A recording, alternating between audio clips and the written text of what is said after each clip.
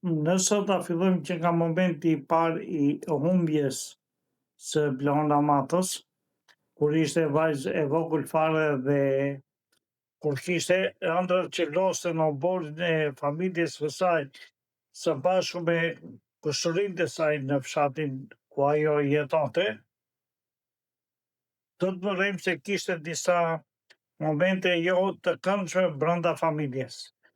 Do të thosha kishte disa momente të këndshme sepse të dy bashkëshortët kishin një konflikt njëri me tjetrin. Pra, babai me nanën kishin një konflikt e cila po shkonte deri në zgjidhjen e martesës në prishjen e familjes. Momenti i dytë kishte të bënte me që dyshohet se mund ta ketë rrëmbyer Blondën, është mbasi Blonda po loste me disa fëmijë të vegjël të moshës së saj, largohen nga banesa dhe shkojnë deri rreth 500 metra larg banesës. Shkojnë atje në një zonë ku zakonisht shkonin për të kullotur baktitë e tyre dhe për të kaluar kohën e lirë. Atje, si duket, mund të jetë ose pjesë e një hakmarrje ndërmjet bashkëshortit dhe bashkëshortes, ose mund të jetë një rrëmbim nga dikush tjetër që bëhej fjalë për një që ishte në Maqedoninë e Veriut, që dyshohej në atë kohë se mund të ishte në Maqedoninë e Veriut. Dhe që nga i moment kur fëmijët erdhën, u kthyen në banesë dhe Blona nuk u kthye më në banesë, dhe deri sot çështja e Blondës është bërë shumë virale në të gjitha rrjetet sociale. Unë e kam trajtuar gati më tepër se 5-6 herë çështjen e Blona Matës. Atëherë u lidhëm me shumë organizata, me shumë struktura policore, bile në një moment të caktuar ju bë dhe një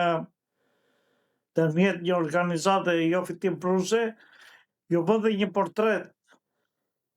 sipas ekspertëve të kriminalistikës të një periudhe kohë caktuar, ku dyshohej se mund të ndodhej Blona dhe për këtë u bë dhe një portret vizatimor me ndryshimet e saj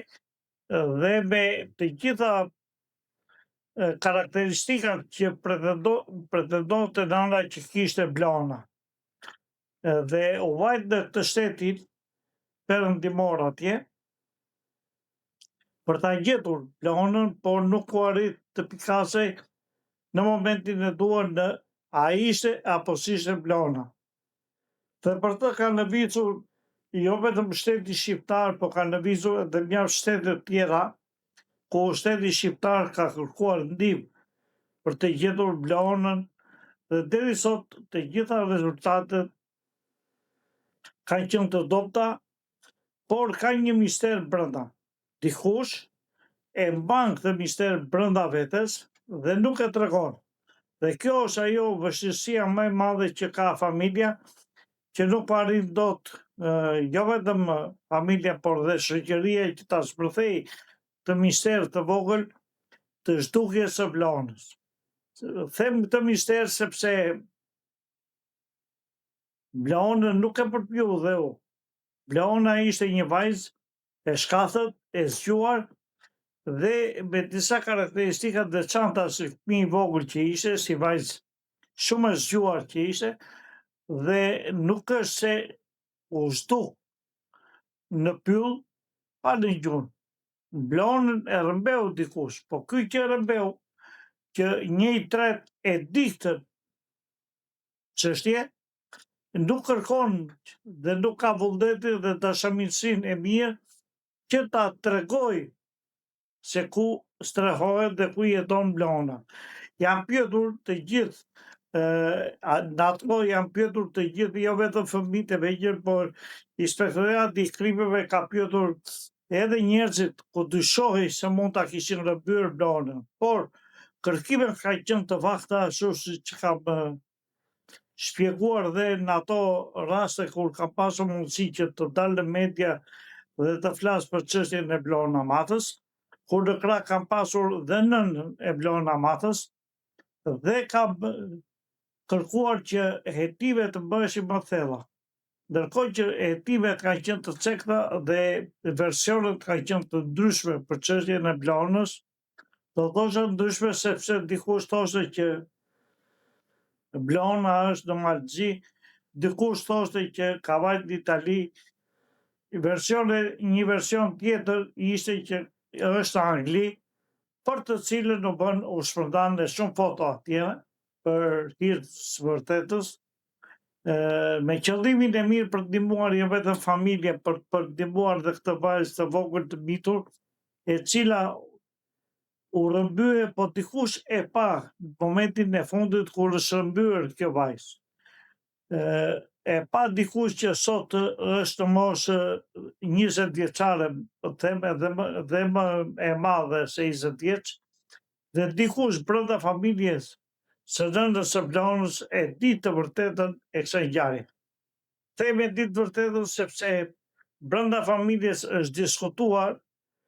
për humbjen e kësaj fëmije, ka qenë edhe një pjesë akmarrjes që diskutoi në atë kohë, sepse unë kam kërkuar, kam bërë shumë kërkime për çështjen e Vlorën Amatës, jo vetëm brenda territorit të zonës ku banonte Vlora, por në bashkëpunim edhe me ekspertë të fushave të ndryshme, kemi kërkuar për gjurmët e Vlorës dhe ka qenë e pamundur sepse është një dorë që e fsheh Vlorën. Është një dorë që e fsheh dhe i ka sjell një vështirësi të jashtëzakonshme familjes së Vlorës. I ka sjell një vështirësi, jo vetëm një vështirësi ekonomike, por i ka sjell edhe një mangë. I ka sjell një shqetësim nënës, një depresion të jashtëzakonshëm me rrëmbimin e kësaj vajze, sepse të dy prindit tashmë janë divorcuar njëri me tjetrin, dhe nga ajo momenti i humbjes së Vlorës dhe deri sot kanë kaluar shumë vite, janë fshehur shumë gjurmë, janë fshirë shumë fakte, do të thosha, të zhdukjes së Vlorës, dhe sot Vlora është rritur, është gjallë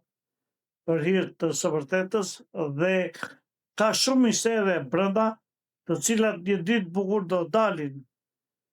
por do t'jetë vonë për nënën, e cila nuk po rresht se e kërkuari këtë vajzë,